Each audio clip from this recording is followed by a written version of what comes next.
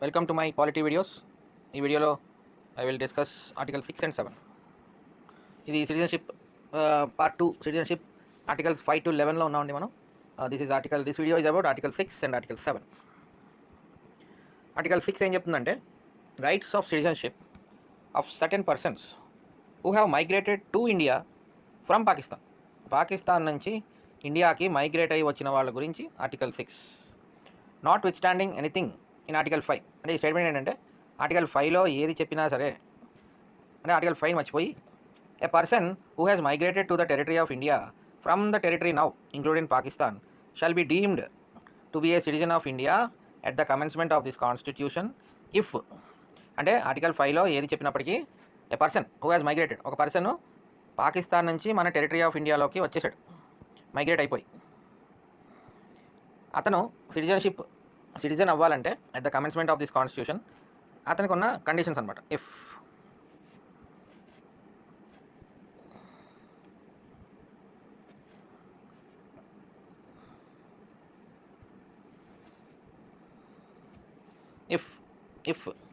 అతని యొక్క he or either of his parents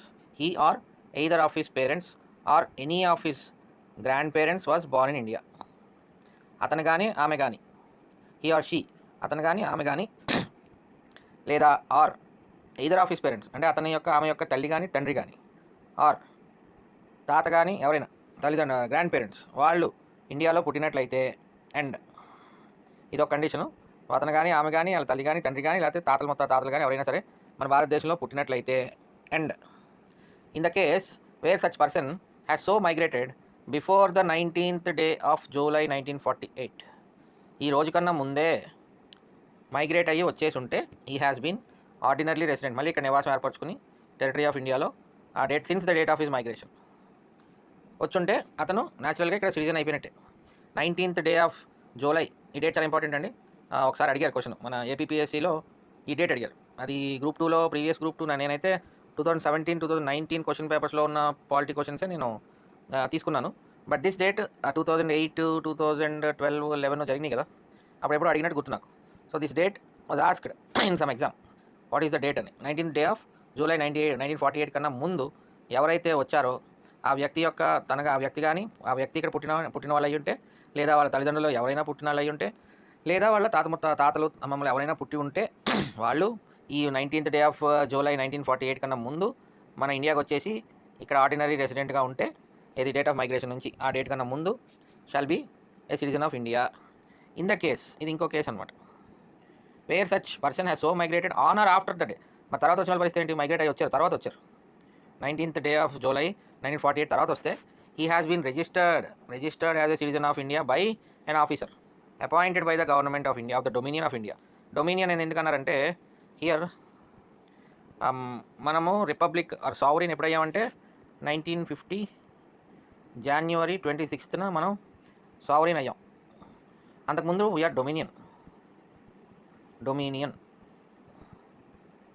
అందుకనే అప్పుడు దే యూజ్ అంటే 1948 తర్వాత అన్న పదం యూజ్ చేస్తున్నారు కదా. 1948కి కమెన్స్మెంట్కి మధ్యలో ఉన్న పీరియడ్లో మనది government of the dominion of India, government of India కాదు. సో వాళ్ళు ఏం చేయాలి, ఇప్పుడు ఆ పర్టికులర్ పర్సన్ ఎవరైతే 19th day of July 1948 తర్వాత వచ్చారో he has been registered as a citizen of India, register చేసుకోవాలి by an officer appointed by the government of the Dominion of India, provided that no person shall be so registered unless he has been resident in the territory of India for at least 6 months immediately preceding the date of his application. అంటే అతను ఇక్కడ 6 నెలలు ఉండి అప్పుడు apply చేసుకోవాలి, అప్పుడు ఇస్తారు citizenship. ఎవరికి 19th day of July 1948 తర్వాత వచ్చిన వాళ్ళు రిజిస్టర్ చేసుకోవాలి. అంతకన్నా ముందు వచ్చి నివాసం ఉన్న వాళ్ళకి న్యాచురల్ మామూలుగా మన అందరం ఎలా సిటిజన్స్ వాళ్ళు కూడా అలాగే సిటిజన్స్ అయిపోయారు. బట్ ఎవరైతే పాకిస్తాన్ నుంచి మైగ్రేట్ అయ్యి 19th day of July 1948 తర్వాత వచ్చారో వాళ్ళు రిజిస్టర్ చేసుకోవాలి ఆఫీసర్ దగ్గర, government of dominion of India appoint చేసిన ఆఫీసర్ దగ్గర రిజిస్టర్ చేసుకోవాలి.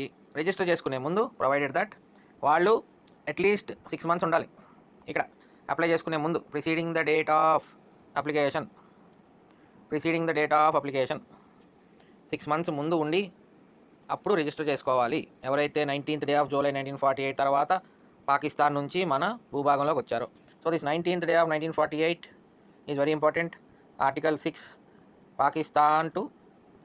పాకిస్తాన్ నుంచి ఇండియా వచ్చిన మైగ్రెంట్స్కి సంబంధించిన సిటిజన్షిప్ రూల్స్. ఇప్పుడు 7 article 7 rights of citizenship of certain migrants to Pakistan. అంటే పాకిస్తాన్కి వెళ్ళిపోయారు పాపం కొంతమంది. Not with standing anything in article 5 and 6. 5 and 6లో ఏది చెప్పినప్పటికీ a person who has migrated from the territory of India to Pakistan after the first day of March 1947 shall not be deemed to be a citizen of India. Okay అండి, first paragraph ఏం చెప్తుంది? ఎవరైతే first day of March 1947 తర్వాత పాకిస్తాన్కి migrate అయ్యి వెళ్ళిపోయారో వాళ్ళు ఇంకా citizen of India కాదు అని చెప్తుంది. ఎవరైతే ఫస్ట్ డే ఆఫ్ మార్చ్ 1947 తర్వాత మైగ్రేట్ అయ్యి పాకిస్తాన్ వెళ్ళిపోయారో మన ఇండియా నుంచి shall not be deemed to be a citizen of India provided that nothing in this article shall apply. ఏదైనా సరే ఈ ఆర్టికల్ అప్లై అవ్వద్దు ఎవరికంటే who has return to the territory of India under a permit for resettlement and every such person shall be deemed to have migrated to the territory of India after the day 19th day of July 1948. వెళ్ళిపోయాడు ఇంక 1947 తర్వాత first day of March 1947 తర్వాత ఏదో కారణాల చేత ఒక వ్యక్తి పాకిస్తాన్ వెళ్ళిపోయాడు. మరి అక్కడ ఏం నచ్చలేదో మళ్ళీ రిటర్న్ అయిపోయాడు కొంతకాలం తర్వాత. మరి అలాంటి వాళ్ళ పరిస్థితి అతను మరి భారతదేశంలో పుట్టి పెరిగినోడే ఏదో కారణాల చేత పాకిస్తాన్ వెళ్ళిపోయాడు, కానీ అక్కడ బాగోలేదో మరి అక్కడ కుదరకో మొత్తం రిటర్న్ అయిపోయాడు. అప్పుడు ఏం చేయాలి? Who has return to the territory of India under a permit for resettlement. So మొత్తానికి పర్మిట్ ఫర్ రీసెటిల్మెంట్ ఇచ్చితే అంటే పర్మిట్ అనమాట, మళ్ళీ ఇది కూడా గవర్నమెంట్ ఇవ్వాలి. ఆ పర్మిట్ తీసుకుని ఫర్ రీసెటిల్మెంట్ చేసుకుని అలాంటి వాళ్ళందరూ కూడా అంటే పర్మిట్ ఇచ్చి వాళ్ళు రీసెటిల్ అవ్వడానికి అవకాశం ఇచ్చిన ప్రతి ఆ వ్యక్తి ఆ ఎవరీ సచ్ పర్సన్ వాళ్ళు ఏంటంటే ఈ విధంగా అంటే 19th day of July 1948 తర్వాత వచ్చిన వాళ్ళగా పరిగణిస్తారు అనమాట. They will be deemed to have migrated to the territory of India after this day. Okay అండి, ఆర్టికల్ 6 ఏం చెప్తుంది? పాకిస్తాన్ నుంచి డైరెక్ట్గా వస్తే వాళ్ళకి ఏంటి clause? Shall be deemed to be a citizen of India at the commencement of this constitution if వాళ్ళలో ఎవరి పేరెంట్స్ అయినా గ్రాండ్ పేరెంట్స్ అయినా అతను కానీ ఇక్కడ పుట్టిన వాళ్ళు అయితే ఓకే పుట్టారు. తర్వాత has so migrated before the 19th day of July 1948 shall be ordinary resident in the territory of India since the date of his migration. So before ముందు ఎప్పుడు వచ్చేస్తే అప్పుడే, ఇంకేమీ రూల్స్ ఏం లేవు, ముందు వచ్చారు కాబట్టి ముందు వచ్చారు అంతే. ఒకవేళ తర్వాత వస్తే ఖచ్చితంగా ఒక ఆఫీసర్ దగ్గరికి వెళ్ళి 6 months ఇక్కడ ఉండి preceding the date of his application 6 months ఇక్కడ ఉండి ఆ 6 months తర్వాత ఒక ఆఫీసర్ దగ్గరికి వెళ్ళి రిజిస్టర్ చేసుకోవాలి ఎవరైతే పాకిస్తాన్ నుంచి ఆఫ్టర్ వచ్చారో. సరే, అది ఆర్టికల్ 6. ఆర్టికల్ 7కి వచ్చేసరికి మైగ్రేషన్ పాకిస్తాన్ వెళ్ళిపోయాడు. ఫస్ట్ డే ఆఫ్ మార్చ్ 1947 తర్వాత పాకిస్తాన్కి వెళ్ళిపోయాడు. సో అక్కడ నుంచి తన మన సిటిజన్షిప్ కాదు, ఇంకా సిటిజన్ ఆఫ్ ఇండియా కాదు. Shall not be deemed to be a citizen of India. But కొన్ని ఏవో కారణాల వల్ల వెనక్కి వచ్చినప్పుడు ఏం చేయాలి? మళ్ళీ అతనికి పర్మిట్ ఫర్ రీసెటిల్మెంట్ ఇచ్చాం. అలాగే every such person shall be deemed to have migrated to the territory of India అంటే మళ్ళీ ఆఫీసర్ దగ్గర పర్మిట్ తీసుకున్నట్టు మళ్ళీ డేట్ తర్వాత మైగ్రేట్ అయినట్టు అతని రికార్డ్స్లో ఉంటుంది అనమాట. సో అదండి ఆర్టికల్ 6 అండ్ ఆర్టికల్ 7. 1-2 సార్లు రివైజ్ చేసుకుంటూ ఉంటే కానీ మనకు ఆ డిఫరెన్స్ కానీ ఆ క్లారిటీ కానీ ఉండదు. So that's why I'm going article by article. మీకు మొత్తం సిటిజన్షిప్ 5 to 11 ఆర్టికల్స్ చెప్పడం జస్ట్ మ్యాటర్ ఆఫ్ 1 hour.